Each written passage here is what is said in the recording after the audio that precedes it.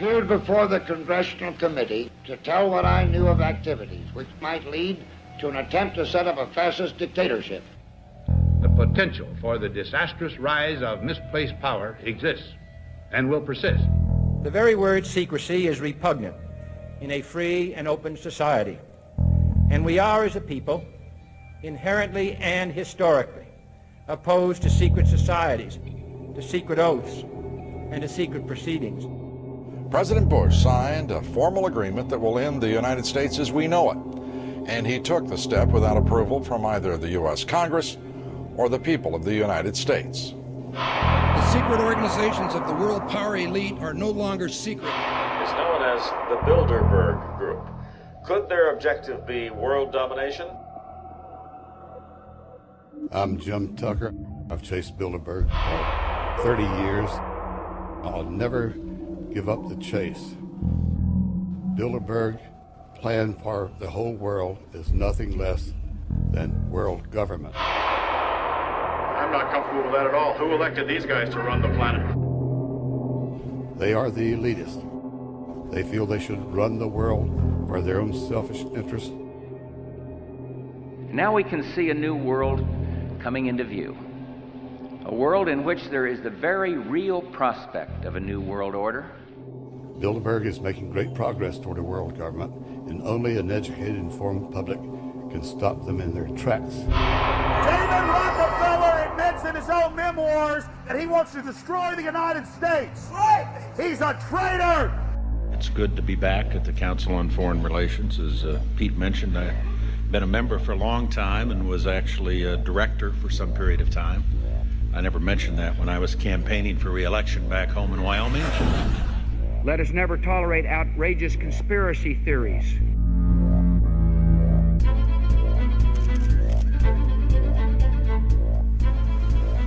I need you to move off the property, please. Some shots were fired.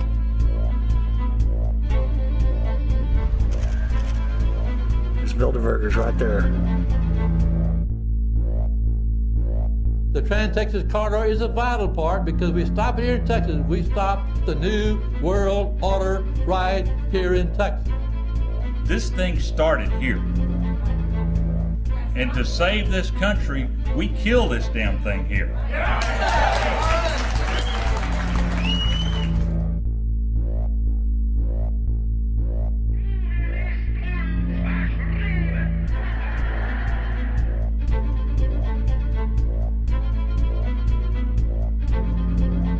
There is a chance for the President of the United States to carry out a phrase his father used, and that is a New World Order. Your New World Order will fall. Humanity will defeat you. The answer to 1984 is 1776.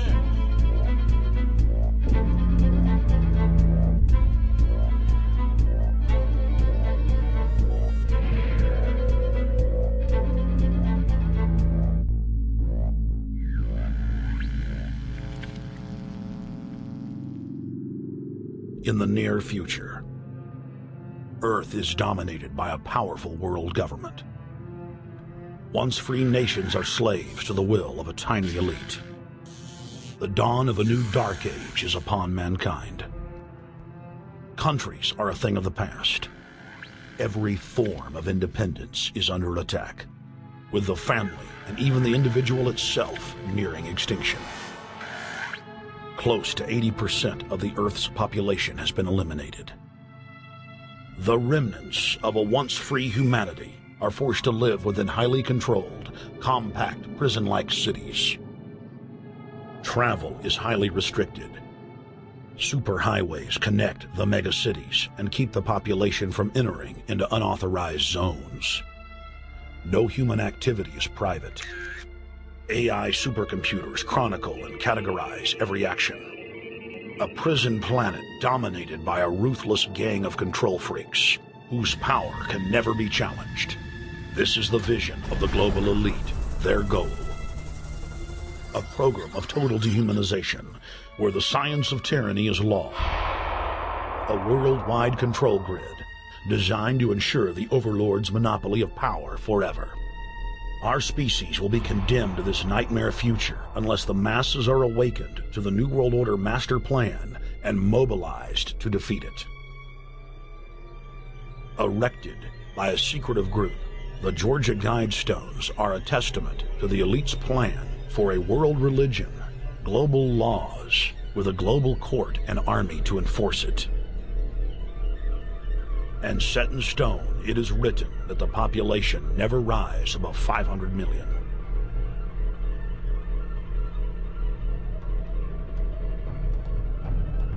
In this film, you will learn how our world is truly governed. You will see how highly secretive roundtable groups interlock to form a global intelligence network. This group has been steering planetary affairs for hundreds of years. Now, in the final stage, they prepare for open world government. A goal tyrants throughout history have lusted after. Dr. Michael Kaufman is a published ecologist specializing in ecosystem research, forest ecology, and ecosystem classification. Dr. Kaufman played a key role in blocking the ratification of the Convention on Biological Diversity in the U.S. Senate.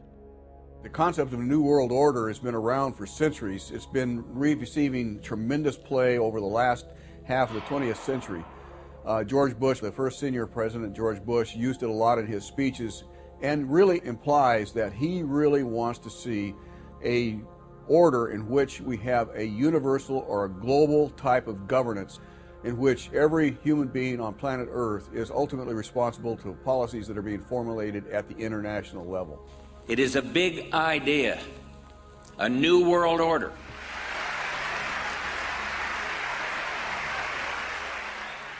President Bush said that the New World Order was in tune, and that's what they were working for. The UN is part of that government. They're working right now very significantly for a North American Union. That's why there's a lot of people in Washington that don't care too much about our borders.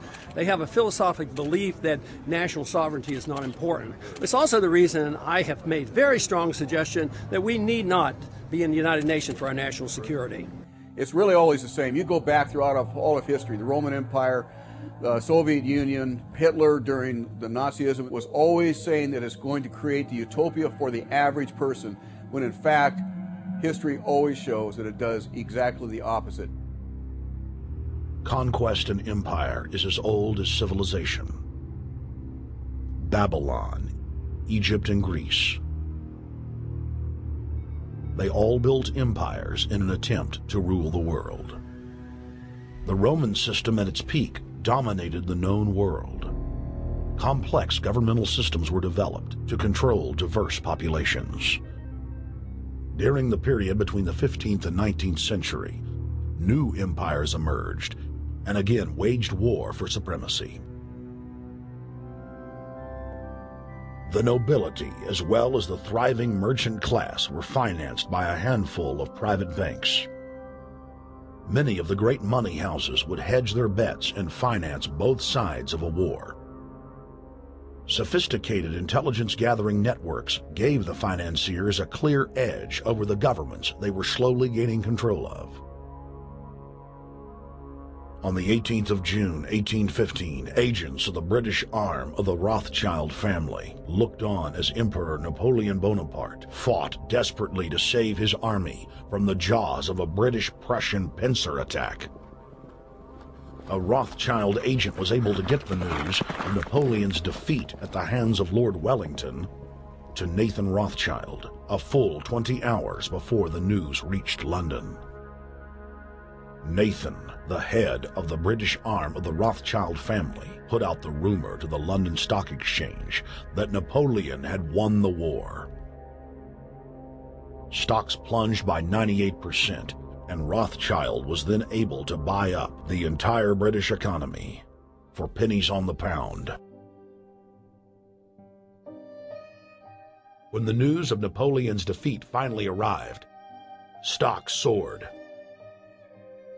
Britain was now the undisputed ruler of Europe, and Rothschild ruled England. The already dominant British Empire grew even more aggressive. Her troops and bureaucracy spread across the globe. the sun never set on Britannia's holdings. The banking cartel funded, in fact, since about 1800, they have funded both sides of almost every war. And of course, they're getting the interest off of the loans that they've given the various governments and the wars that they have actually helped stimulate and create. By 1900, Germany was a rising force and a leader of the Industrial Revolution. World War I, for instance, there was absolutely no reason to have World War I, except that it was an ideal opportunity for the banking cartel to make a pile of money by funding both sides of that particular war. On June 28, 1914, the heir to the Austrian-Hungarian throne, Archduke Franz Ferdinand, was assassinated while traveling in a motorcade.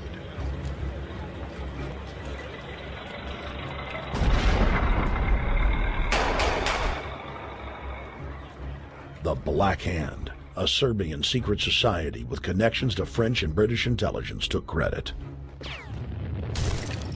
World War I had begun.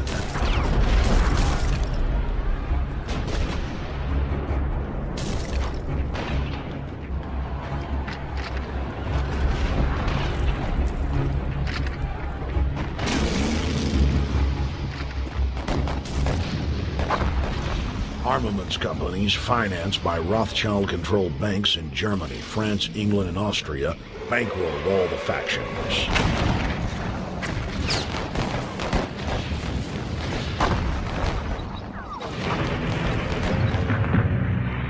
At least 20 million were killed in the war. It was a conflict so terrible the people vowed to never fight again. They dubbed it the War to End All Wars.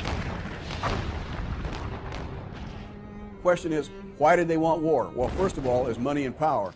But secondly, they wanted to create the League of Nations. They had this in their plans all along, and as a consequence, once the war was over or about to be over, they began to formulate this idea of a League of Nations, so this would never ever happen again.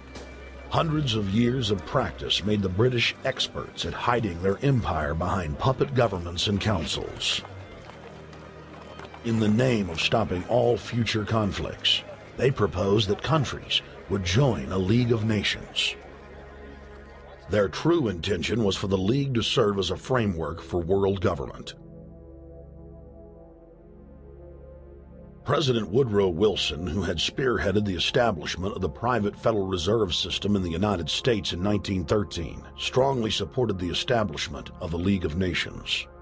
Woodrow Wilson was a very naive president. He was basically a college professor that was grafted into this whole system. The League convened in Paris in 1919, but many nations recognized it as a threat to their sovereignty and refused to join.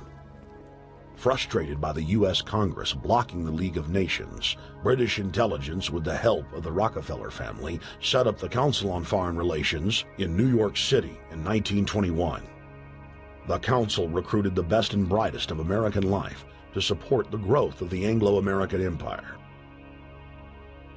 The CFR's stated mission is to abolish all nation-states in favor of an all-powerful world government administered by a tiny elite. By 1930, the promoters of world government had split into two interlocking camps: the Fabian socialists centered in London, and the fascists based in Italy and Germany. National Socialism will use its own revolution for establishing a new world order. Adolf Hitler. Supporters of the fascists in the United States and England believed that the military should be used to quickly transform the world into a new world order, while the more sophisticated practitioners of globalism stated that incrementalism was the sure path to world domination. Congressional Medal of Honor winner Major General Smedley Butler went public in 1934, exposing an attempt by the robber barons to launch a military overthrow of the United States. The war hero testified to the McCormick-Dickstein Committee in Congress that some of the most powerful men in America had tried to recruit him to lead a military coup so they could set up National Socialism in the United States.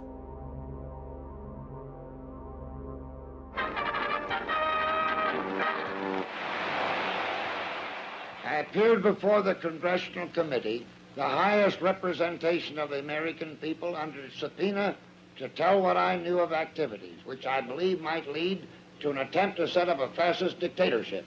I was supposed to lead an organization of 500,000 men, which would be able to take over the functions of government. The fascist had also made deep inroads in England. Edward VIII, King of England, was forced to abdicate the throne because of his public support for Hitler.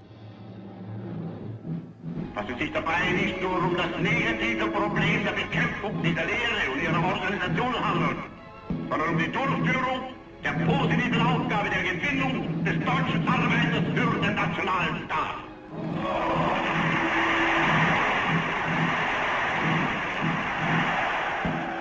Though the German-led fascist camp was strong, the Fabian Socialist Bloc was able to maintain control of the U.S., Russia, and England.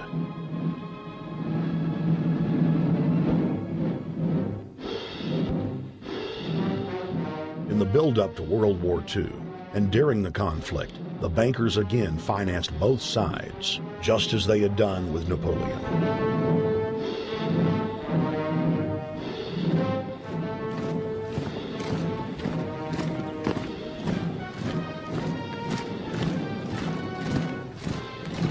With the rise and fall of the Third Reich, Europe lay in ruins.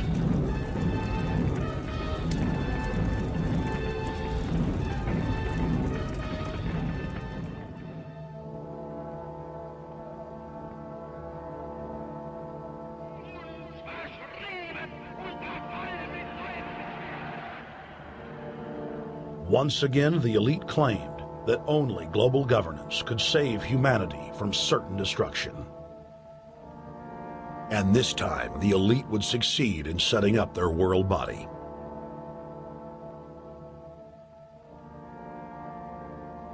In April of 1945, at the Presidio Naval Base in San Francisco, the United Nations was founded by the victors of World War II.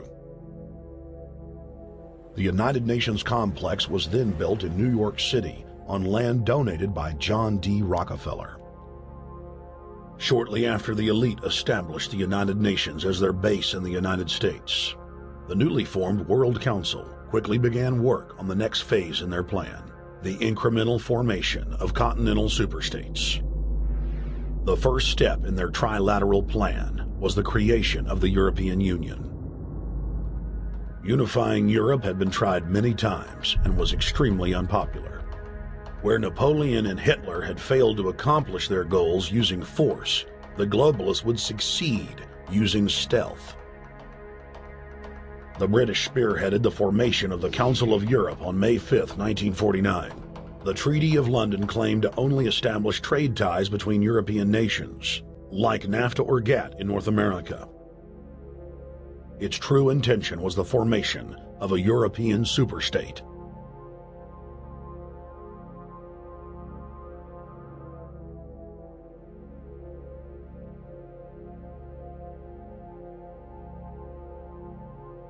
In 1954, the elite of the planet met in secret at the Bilderberg Hotel in Oosterbeek, Holland. The Bilderberg Group would later admit that their mission was the formation of the EU. Once the EU was established, under the guise of trade deals, a North American Union and Asian Union would be formed. The three interlocking superstates formed the core of the global government, while the United Nations would serve as a world regulatory and enforcement body over the Third World subregions. The Bilderberg Group consists of the heads of all of the managing roundtable groups that steer individual countries. Picture the elite power structure of the world as a giant pyramid, with only the elite of the elite at the tip-top of the capstone. The group has been so secretive that until the mid-1980s, the controlled corporate media denied its existence. Into the late 1990s, coverage only consisted of rare one-line mentions.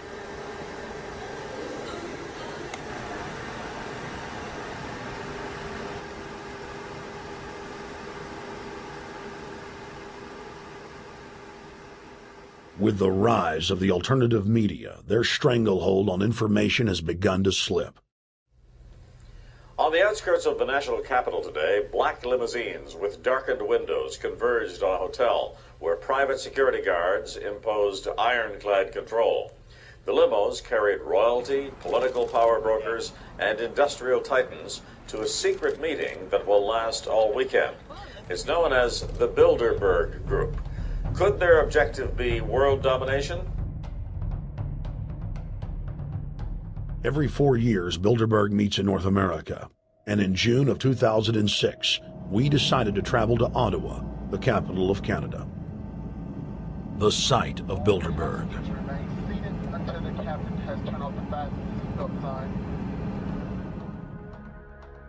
In Bilderberg's long history, many reporters attempting to cover the group have been harassed, detained, and even jailed. I jokingly reassured my cameramen that the horror stories we'd read about were probably exaggerated. I was wrong. We know reporters get detained at airports, people aren't let in. We know people get sent to the jailhouse for 3 or 4 hours. It happens every time. Well, it happened to Alex Jones this time.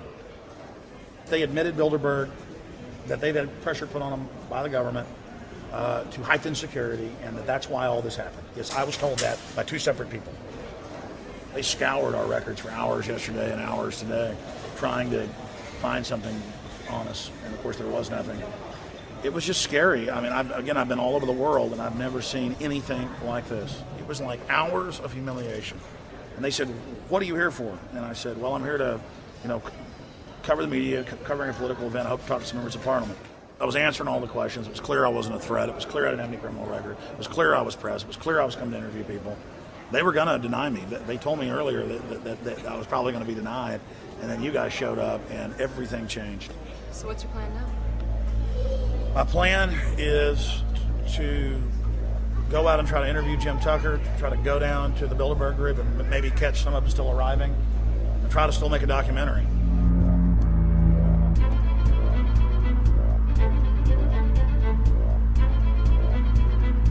So instead of being here at 8 a.m. in the morning when the Bilderberg Group attendees, the 100 elite of the planet, start showing up, we're going to be getting here about 3:30 or so, and we'll see if we can catch any of the elites coming in.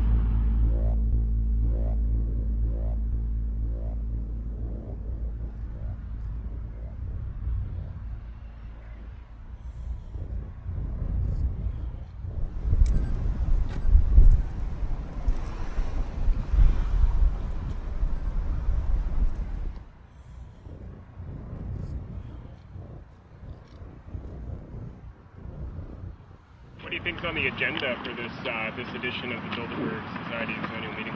They're debating the attack on Iran. They're talking about how to take out Hugo Chavez. They're talking about how to get their American Union in that destroys Canadian, U.S., and Mexican sovereignty. So we're talking about the death of Canada is what's happening in there right now. The death of your sovereignty is happening in there right now. CNN has even reported that these individuals have put out the policy reports through the Council on Foreign Relations that writes their scholarly white papers to end the United States, to end Canada, and to end Mexico. About 10 have come in. They've been coming in slowly in typically big black cars with what appears to be bulletproof glass, and we've got a few pictures of some of the people. We're being kept well back from the building by an awful lot of security people, but there'll be more security as this thing develops. Again, just a reminder to stay off the property, okay? I am. This is the line. We checked with the city. Thank you. How you doing? Yeah. Okay. The ex-president of Ireland? Maybe? Okay. Danny will know. I came here from upstate New York. I booked a room way in advance. When I checked in at 10 o'clock at night, they told me I had to be out at 8:30 in the morning.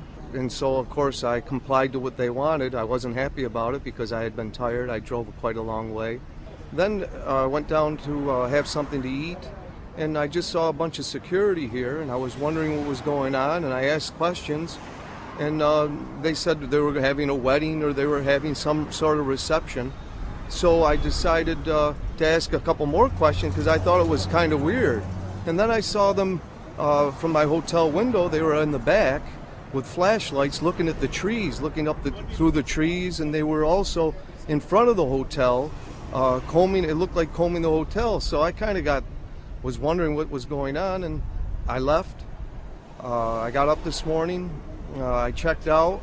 And then the fellow that I spoke with, the last fellow I spoke with, said, well, you'll know all about it in the newspaper. Well, I didn't have to wait because there was a group of people out here telling me everything that was going on. They're not fooling anybody any longer when you've got this many cops, you know, and detaining Alex Jones at the border.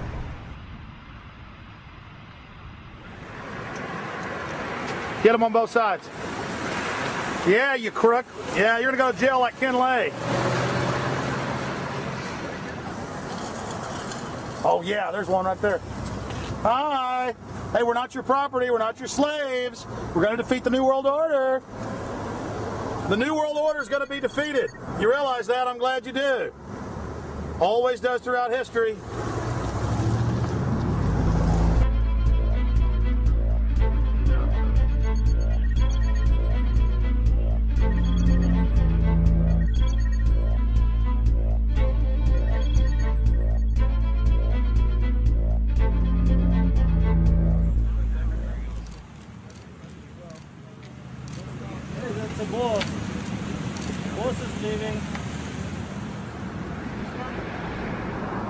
Etienne Davignon is the honorary chairman of the Bilderberg Group,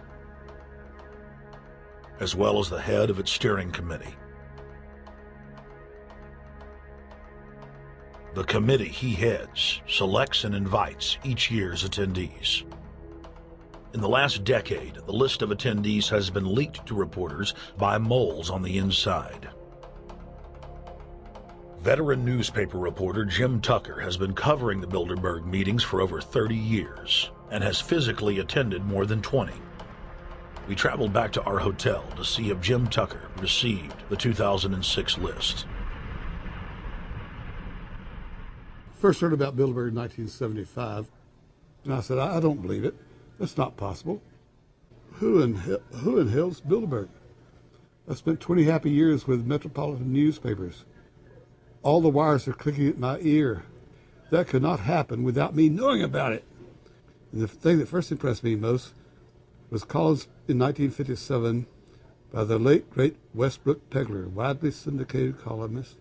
He wrote 2 lengthy columns about how approximately 100 leaders of international finance, heads of state, high public officials were meeting behind armed guards and closed doors on Jekyll Island, sealed off. What are these powerful internationalists doing? And why is it so secret? Why do they have armed guards outside? Why is it sealed off? The newspapers totally ignore it. Not a word. Total blackout in the United States. Since then, I've never stopped pursuing Bilderberg, or the whole international gangster organization led by Rockefellers and Rothschilds, as they manipulate the world for their own selfish interest.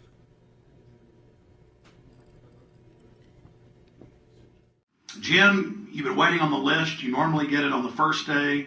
You haven't gotten it. We're told it might come in today. How important is that list? It's absolutely essential, although identifying people outside, as we always do, is important too, to find out who is not on their own list. In recent years, someone from Europe has sent a machine copy with a letterhead and so forth without identifying himself. So far, I haven't heard from him.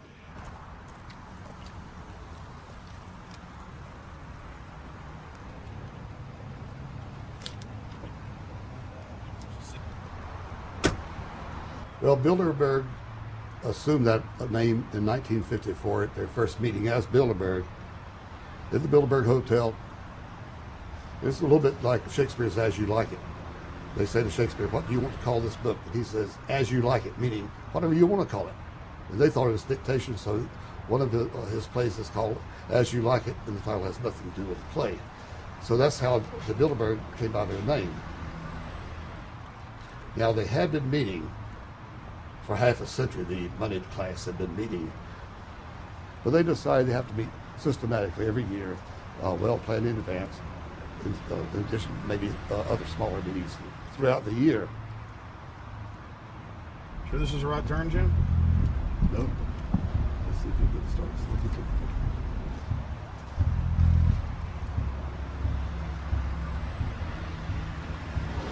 This is the global government. They are setting the world agenda. Inside right now, they're deciding on whether or not there will be a war with Iran. They're deciding whether or not taxes will increase, whether oil prices will be suppressed or increased. There's much more on the agenda that we'll be finding out in the fullness of time. But those are 3 items that are heavy on their list this year.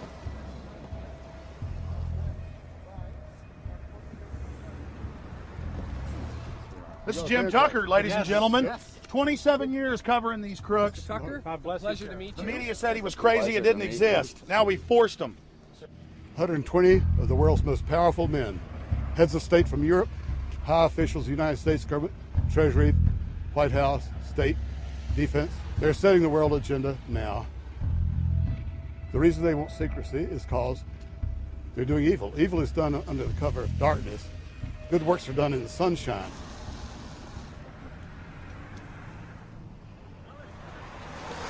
Hi, how you doing? Good. Get off the property, please. Well, Jim has some questions for you. I need you to move off the property, please. Okay. Private property. Sure. It's a public sidewalk. Oh, yeah, we are cooperating. Thank you. Right onto the sidewalk. Yeah, there's no implication that we aren't cooperating. Right onto the sidewalk and stay there, please. Sure, yeah, thank you. Great. Jim has some questions for you. Again, I need you to stay right on the sidewalk. Yeah. Thank you very much. We actually checked with the city. The property line's actually right here. Also, that's good. Property line's actually right here.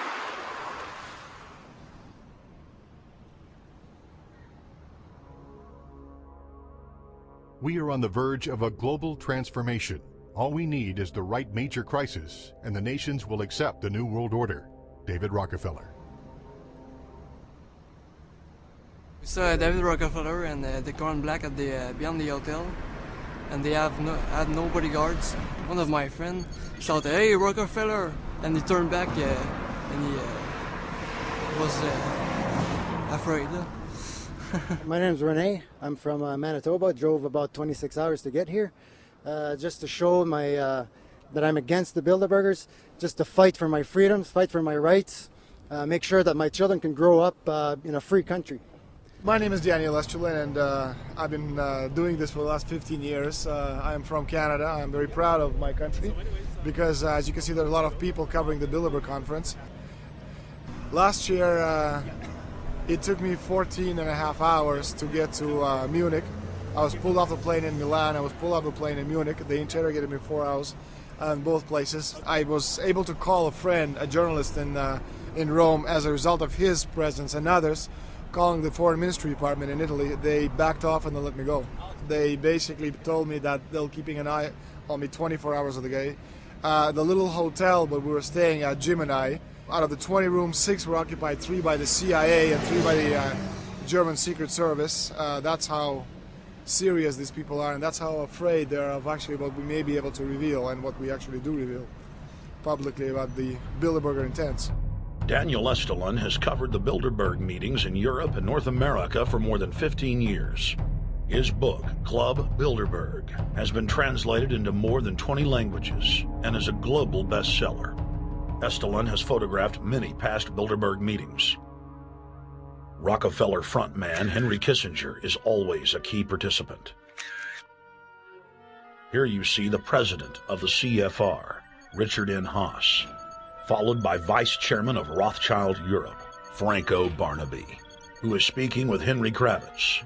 And behind them is Richard Holbrooke, former U.S. Ambassador to the United Nations. The head of Daimler Chrysler, Jürgen Erich Schrimp, arrives by helicopter. Here, the owner of the Washington Post, Donald Graham, escorts Indra Nooyi, the head of PepsiCo. Queen Beatrix of the Netherlands, whose father, Prince Bernhard, founded Bilderberg, is a leading figure in the group. Of course, globalist kingpin David Rockefeller, seen here with his bodyguard, James Ford, always attends. The then newly appointed World Bank chief Paul Wolfowitz is photographed at Bilderberg 2005. It has been reported that Wolfowitz had attended previous meetings while still the Deputy Secretary of Defense, a violation of the Logan Act. Under the Logan Act, it is a felony offense for any member of the federal or state government to meet with members of a foreign government without the express authority and authorization of the President or Congress. Put simply, it is illegal for members of the government to meet secretly behind closed doors with foreign power brokers due to the problems of corruption and espionage that it breeds. For this reason, many prominent politicians attend, but their names do not appear on the official list. Despite the Logan Act, the governor of New York's name, George Pataki, does appear on the list, and we were able to catch the governor on tape walking with David Rockefeller at Broocksteet. Multiple staff members inside Broocksteet reported to us that Hillary Clinton attended for half a day. Several armored limos with diplomatic plates did arrive with police escorts and offloaded their passengers in the underground parking garage out of the sight of the press. Former World Bank President James Wolfensohn sardonically stared at our cameras. They're upset about the fact that they're being exposed. Well, I'm sure they are. I mean, look at the tinted windows. They don't want to be seen. They don't want even anybody to know they're here. So I'm sure they're ticked, and that's why we're here to try to expose them. Do you think that they were angry that they were on the front page of the local paper today? You think they're in there reading it right now, Jim? Yes, but I don't think they're happy about it. They prefer nothing at all, no publicity. They prefer absolute secrecy. Yeah, you better look away. We're not your slaves. You don't own me.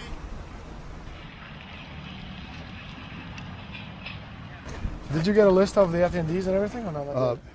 No, I've asked for one under a slight variation of my name, and I don't know if I'll get it or not.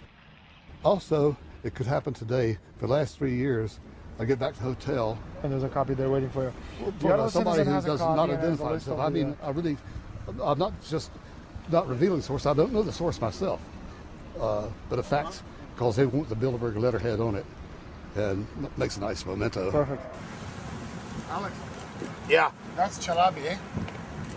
You think Chalabi? No, I don't think. I know. It looked like Chalabi. I knew it was a fat guy. Yeah. That was Ahmed Chalabi? Yeah. Oh my God. Then they're really going to attack Iran.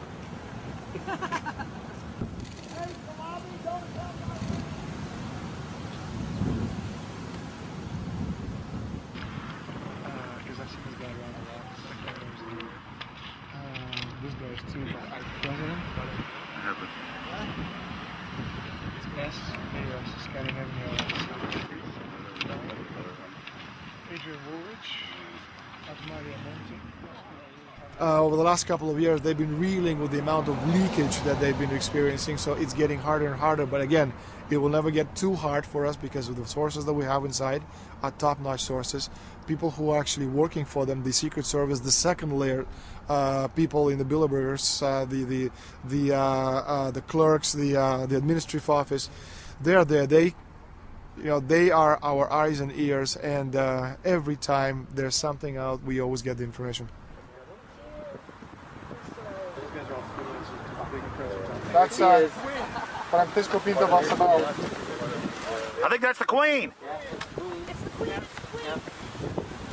Oh my God, you can't kiss her ear. You see her? Yes. Oh my God. Queen of Holland. What usually happens, the Secret Service guys who are protecting the Bilderberg delegates, the staff, the cooks, the chefs, when they actually get to see and to hear what some of these nasty people are talking about, they're the first ones to look for us and the first ones to make sure that we get the information from the meeting. We're very rigorous with information that does come out. We double, triple, and quadruple confirm the sources, make sure that all the information checks out. A lot of the stuff, the Bilderbergers have planted information, make sure that this disinformation nullifies the accuracy of the reporting, which is why we never publish the first thing we hear.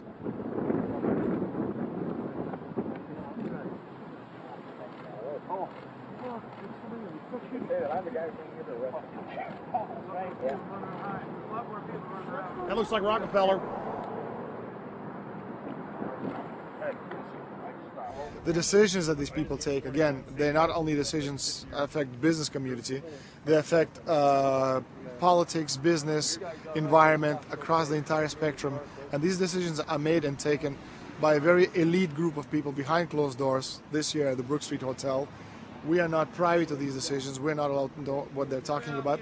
But we'll definitely feel the consequences of these decisions over the next 12 months when events which apparently by accident seem to happen, in fact, have been planned right here this year at Broocksteet Hotel between 8th and 11th of June. What does it do when you get 120 of the most powerful people in the world getting together to have meetings with government officials? I mean, that's amazing. Well, it is. This is what I mean, is that they're planning the corporate agenda. They're not planning the democratic human journey agenda, in my opinion. Mussolini had a definition, is when the interests of the corporation take completely over from all other interests, and that's fascism. He said it should probably be called corporatism. Well, call it corporatism, call it fascism, call it neo-lib, neo-con. There's a whole variety of political words, depending on which side of the stripe you come from, to start with, which describes the thing. But what they are describing is the complete end of democracy, the end of what matters to people, the end of what happens to the human journey. And for that reason, I think this is revolting. Ladies and gentlemen, we're here in Canada today to stand up against the Bilderberg group that is attempting to get rid of the sovereignty of the United States. The truth of your world government has now been exposed. We know you are ruthless. We know you are evil. To David Rockefeller, to the Rothschild representatives here, to the Queen of the Netherlands, to all of you, we tell you, you are not our queens. You are not our kings. You are not our gods. We do not belong to you. We are not your slaves. We stand as free humans, have stood since the beginning of time against the strong men, against the thugs, against the bullies. We will defeat your world government. We will defeat world taxation. We will defeat your control grid. God is on our side. I stand before the creator of the universe, and I ask the creator of the universe, as our founding fathers did in 1776, to lead, guide, and direct us, and to give us the power and the foresight and the understanding and the will to stand against your entire agenda, including your final plan of world population reduction of 80% that Henry Kissinger penned in 1973. Why do you put mercury in the vaccines, stannous-sodium fluoride in the water? Why? Why do you put cancer viruses in the vaccines? Why have you used depleted uranium now in 4 separate nations? You're arrogant. You have the sickness that elites have had throughout history in their literal and, in some cases, figurative ivory towers. You believe that you're invincible. You will and you are failing now. Your New World Order will fall. Humanity will defeat you. The answer to 1984 is 1776.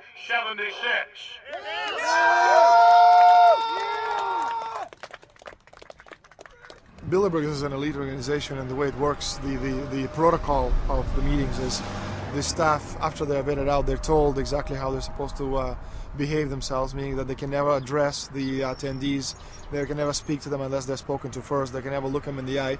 They have to approach them from the right side, the people who are right-handed, and from the left side, the people who are left-handed. They can never look them straight on. And needless to say, all the information that is being spoken during the conferences is under no circumstances allowed to come out. That's what they're told. They're threatened with not being able to find another job anywhere in the sector if they reveal any information to the press.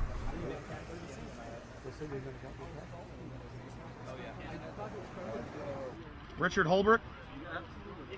Ambassador Richard Holbrooke thought the peasantry wouldn't recognize him if he took a stroll off the grounds of Broocksteet.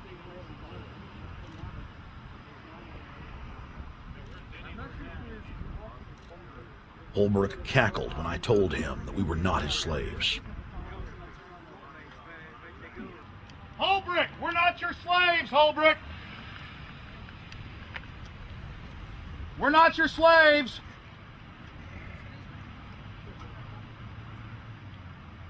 Holbrooke, we don't belong to you.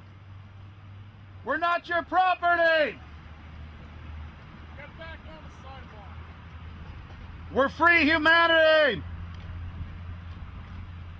Yeah, there he goes. Howard. They love it.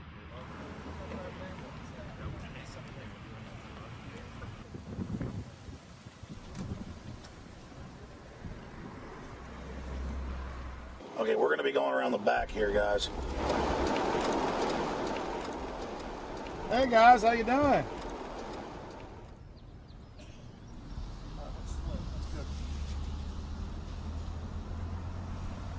There are several rings of security service. The American delegation at every Bilderberg meeting is usually protected by the CIA and a special division of the US Army. The British delegation is protected by the MI6. Israelis usually are protected by the Mossad.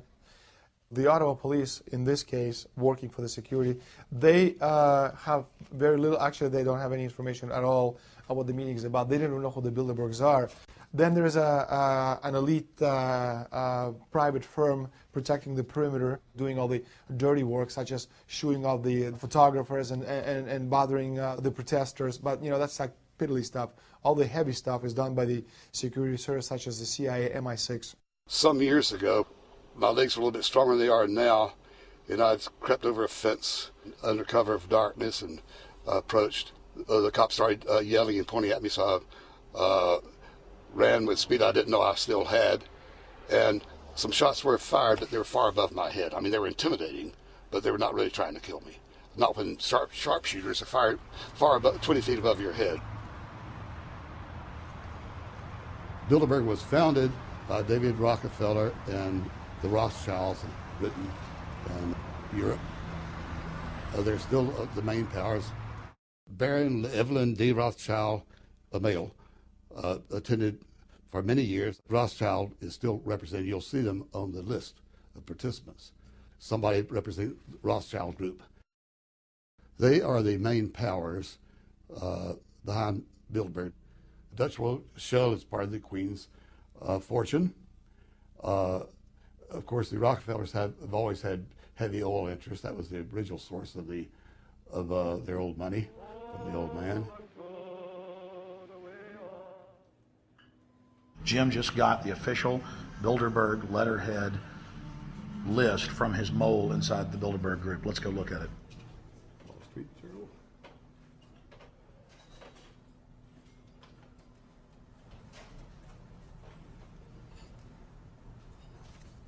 So, Jim, you got the list. Yeah. Did we identify Wolfowitz as being here because he's not on the list? No, we positively identified Wolfenson. Yeah, he's on the list. Yeah, there's Wolfenson right there, James Wolfenson. But aren't there always people who aren't listed? Yep. Over the years, we've identified like sometimes one, sometimes three people who are not on their own list who have attended. Now, I think what is very difficult for most people to understand is how such a small group of 125 men and a few women control a population base of 6 billion people. Actually, it's much easier than you think. These people work on what I call systemic methodology, meaning that you take a pie, just imagine you take an apple pie and you slice this apple pie into lots of very small pieces, and you put in front of each one of these pieces your men or women of trust. And by controlling this individual, you control an entire organization. For example, if you take Paul Wolfowitz, who runs the World Bank, through him you can control the entire organization. You don't need to control what the dishwasher or the toilet cleaner thinks or does or believes in. You just need to control what he does and what he believes in. And what he does will permeate the entire organization. And that's how you control, with very, very small power base, an entire global population of 6 billion people. Bilderberg is making great progress toward a world government. They have created a superstate in Europe called the European Union. They're intent on creating a Western Hemisphere Union called the American Union. NAFTA is to be expanded into every country in this hemisphere. As NAFTA expands, it will take on the role of the American Union. And only an educated, informed public can stop them in their tracks. We went into downtown Ottawa and talked to locals to learn if they were aware of the elite meeting in their city.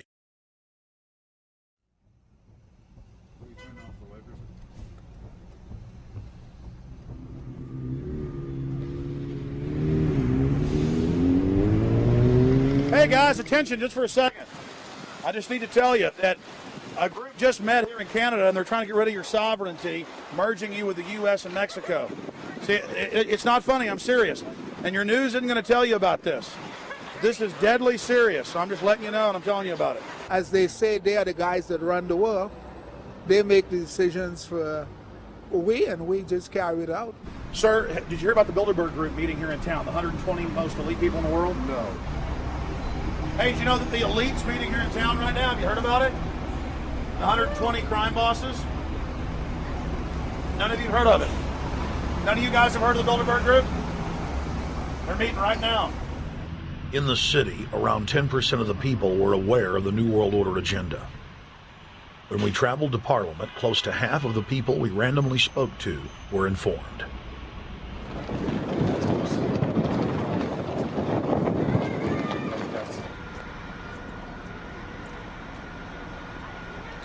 Man, what did you say about the American Union? It's going to end up happening. We don't want it, but it's going to happen. Why do you think? Because the Bilderberg group runs the world.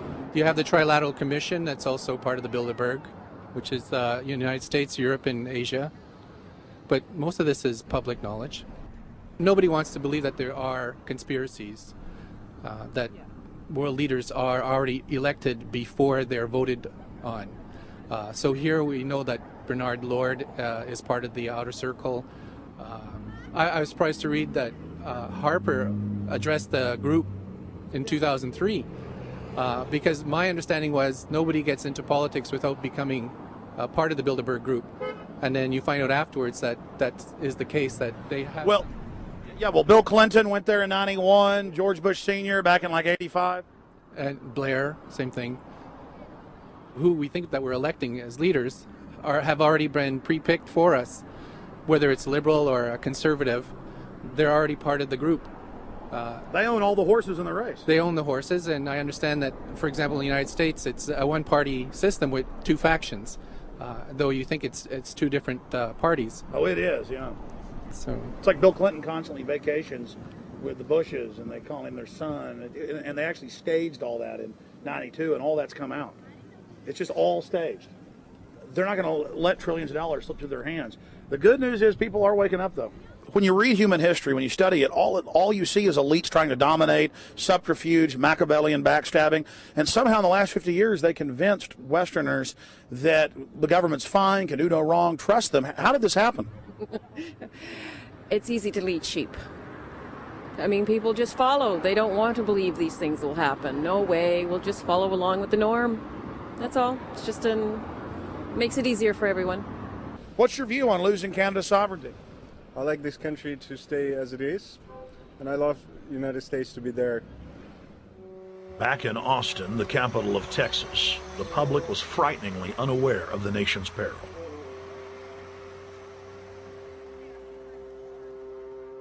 Have you heard about the North American Union? Not really, no. I don't watch TV. No, I haven't. Interesting. I was not aware of that. I don't know exactly what you mean, so... I don't think there's going to be a merger of the three nations. No, I have not. No. No, I didn't know this was happening, so... No. Yes, I have. I have it. Oh, you have heard about it? Yes. After that big rally the other day, don't know about it? I don't know about anything. No, I have not. Have you heard of the European Union? I have, yes. Are you aware of the European Union? Oh, yeah, of course. Have you heard about the European Union? Heard about them. Do you know about the European Union? No. Europe, 15-member group expanding? A what? 15 nations of Europe merging in 2000. Whatever. For over 50 years, the Bilderberg Group constructed the European Union by stealth under the guise of trade deals. Now the elite are using the same secretive program to complete the North American Union. But this time, superstate integration is on the extreme fast track. International agreements like NAFTA, GATT, and APEC were just stepping stones in the formation of the NAU. The North American Union was officially born at Baylor University in Waco, Texas, on March 23, 2005. The leaders of the United States, Mexico, and Canada told the press that they were only meeting to discuss trade. It soon leaked that a secret meeting had been held during the Security and Prosperity Trilateral Summit. The three governments had refused to release the secret agreement to the people. In September of 2006, their treasonous operation was blown wide open. From September 12th to September 14th, in Banff, Canada, hundreds of elected and appointed government leaders from Canada, Mexico, and the United States met in secret.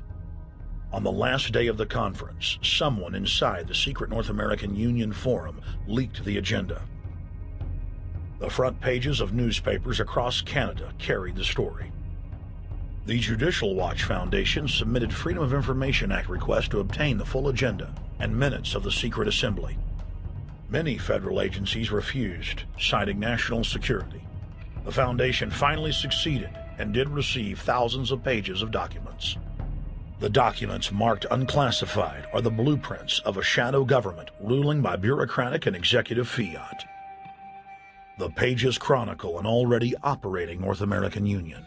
Transportation, law enforcement, agriculture, regulation, banking, manufacturing, construction, education, immigration, and even the military are being merged with no input from the people or their elected representatives in Congress and Parliament. One of the first items on their agenda was to stress how important it was that their plan, quote, be carried out by stealth. The controllers also talked about exploiting the public's fears of climate change to push a continent-wide tax to fund the new government. Globalist tool Robert Pastor is incessantly paraded on the world stage as the man behind the North American merger. When he testified before Congress, he pushed the idea of a continental security perimeter that erases national boundaries and merges the security apparatus. The best way to secure the United States today is not at our two borders with Mexico and Canada, but at the borders of North America as a whole. In fact, the North American Command, based in Colorado Springs, Colorado, was clearly running the meeting in Canada. For the past decade, the Pentagon has been training with Mexican and Canadian forces and has openly discussed using them inside the United States for disasters and to quell domestic unrest. There are already over 100,000 non-U.S. citizens serving in the U.S. Armed Forces. The Pentagon is now expanding its recruiting centers in Mexico, the Philippines, and Eastern Europe. Big city police departments nationwide are lobbying to change laws so they can recruit non-citizens to join the police force. What we are witnessing is a Red Dawn scenario in slow motion. Tyrants throughout history have brought in foreigners to oppress their domestic populations.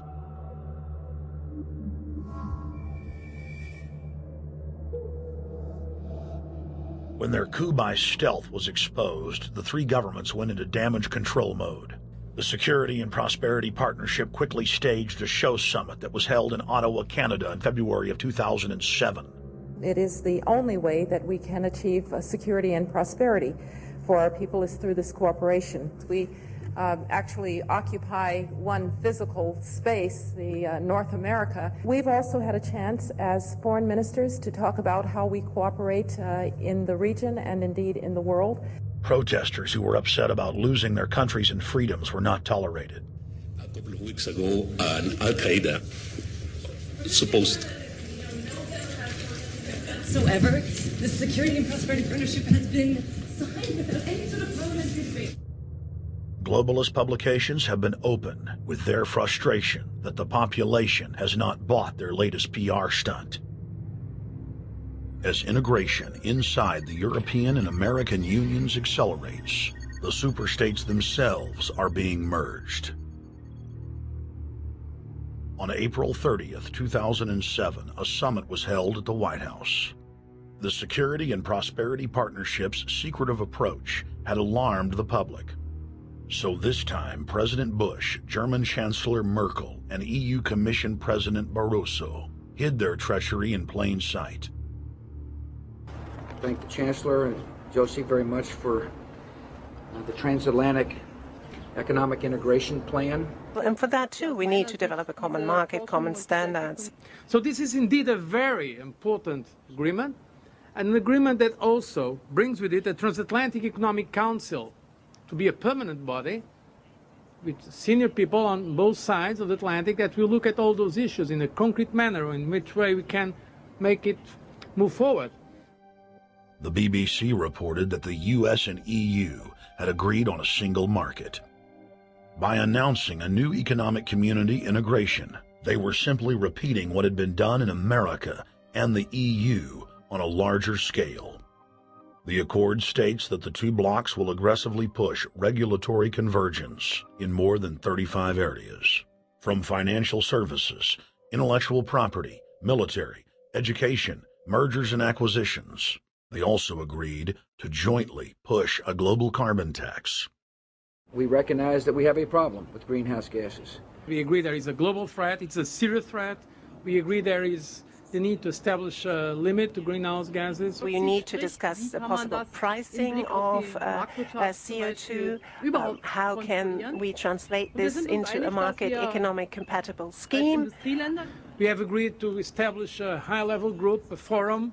This EU-US result is translated into the G8, debated together with the outreach countries, China, South Africa, Brazil, among others, and India. A global solution to a global problem. If Bilderberg succeeds, America falls.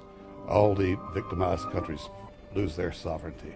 Bilderberg is not a person, it's not an idea, it's an ideal, a very powerful group of people working together and from the positions of ultimate and absolute power, destroying every constitution on earth, no matter how powerful the constitution of the nation is. That's what these people do. The African Union arose out of the African Economic Community, set up in the early 1980s. The African Union is financed by a consortium of international bodies, governments, and corporations. The African Union Army serves as an enforcement arm for the New World Order's exploitation of Africa. In Asia, APEC and ASEAN have announced plans to form the Asian Union, consisting of Asian and Pacific nations, having more than 3 billion people within its borders. APEC will become the Asian Pacific Union, and the world is to be divided into 3 great regions for the administrative convenience of the world government in which the UN is to evolve. As the unions form individually, they are simultaneously merged to form the first planetary government. They're trying to destroy every nation on earth which is trying to promote progress, because these people basically they are landowners. They don't need progress because they control the land. If you take the most powerful man in London, the people who belong to the Council and the Committee of 300, who belong to the Bilderbergers, the British royalty, the Guelphs, the black nobility of Venice and Genoa, these people they're landowners. The New World Order is the old world order. I mean, it's just the names have changed, the appearances have changed, but the concept hasn't changed. The idea is still to bring the men back, kicking and screaming back to the Middle Ages, post-industrial age world order.